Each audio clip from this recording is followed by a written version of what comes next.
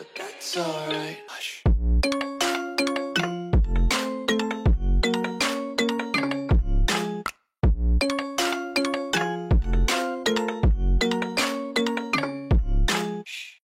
Combien de temps dure un éveil spirituel? Peut-être que vous êtes déjà dans un chemin d'éveil spirituel et vous vous demandez mais quand est-ce que va arriver cette fameuse réalisation où vous allez complètement vous libérer de vos doutes, de vos peurs, que vous allez vous sentir mieux? Quand est-ce que ça va arriver? Combien de temps il faut attendre encore? Dans cette vidéo, je vais vous expliquer de ma perspective, de mon expérience, combien de temps dure un éveil spirituel. Je suis Marie-Laure Will, votre conseil et leader spirituel. Je vous accompagne vers votre vraie mission d'âme. Combien de temps dure un éveil spirituel? En fait, il y a, à mon sens, deux types d'éveil spirituel. Le premier, c'est un éveil spirituel spontané, comme celui que j'ai vécu en Israël en 2009, où je ne m'attendais pas du tout, et j'étais sur le mont des Oliviers, dans le dôme de l'Ascension. Et là, d'un seul coup, j'ai senti vraiment se dénouer en moi comme des lianes. Mon système nerveux, en fait, a été complètement reseté, et une paix intérieure s'installer et faire un avec tout ce qui m'entourait. Le champ de conscience s'est ouvert. Une conscience élargie avec tout ce qui m'entoure et aussi mon être, en fait, comme si j'étais un atome dans l'univers. Ça, c'est vraiment un éveil spontané, immédiat, et un éveil spirituel qui permet d'accéder à d'autres plans de conscience rapidement. Et le deuxième type d'éveil, eh bien, nous en faisons tous, en fait. Nous avons tous des éveils au quotidien et en permanence. Quand vous avez une prise de conscience, quand vous êtes dans une réflexion et qu'il vous vient une idée ou vous avez compris quelque chose, eh bien, il s'agit d'un éveil spirituel parce que votre être, il est en train de grandir.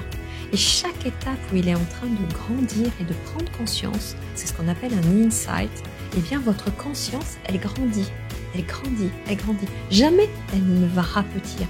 Elle grandit parce que vous augmentez votre connaissance, vous augmentez votre conscience de qui vous êtes, vous augmentez votre conscience de où vous vous situez, la pièce, le lieu, la société, le pays, voilà, ça s'élargit.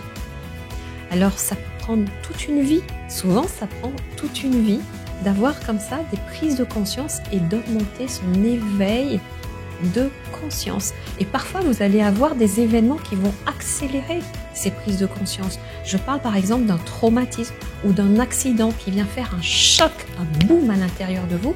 Et puis d'un seul coup, vous vous dites, mais toute ma vie, j'ai travaillé, je veux passer à autre chose. Je ne veux plus travailler comme ça. On l'a vu avec la situation du confinement. On a été obligé de se replier chez soi. Et donc d'arrêter cette vie trépidante, de sortir de chez soi, de courir aller au travail, les enfants, de speeder tout le temps comme ça. Et là, on s'est replié chez soi. C'était un véritable retour à soi. Et beaucoup de personnes, des millions de personnes ont pris conscience que finalement le télétravail, c'était bien parce que ça leur permettait d'avoir un autre équilibre de vie qui les convenait davantage parce qu'ils pouvaient équilibrer une vie intérieure avec une vie extérieure, le travail. Donc c'est ça, en fait, le deuxième type d'éveil de conscience qui peut vraiment prendre toute la vie par étapes, par paliers. Donc pour résumer, il y a deux types d'éveil de conscience. Le premier type, c'est un éveil spontané. Un éveil spontané, c'est un éveil de réalisation. Certains vont l'appeler un satori, donc de réalisation divine, comme celui que j'ai pu vivre en Israël en 2019. Donc immédiatement, en quelques secondes, la conscience s'est ouverte avec des perceptions et une façon de penser différemment, qui est beaucoup plus large, beaucoup plus élevée, qui permet de mettre en pratique des choses plus facilement et de percevoir aussi. Et puis la deuxième façon d'avoir des éveils spirituels, nous en faisons tous au quotidien, simplement par des prises de conscience, du questionnement, de se remettre en place en fait, dans son élément, donc qui je suis, qui m'entoure, de qui je m'entoure également dans mes relations, qu'est-ce que je fais là présentement.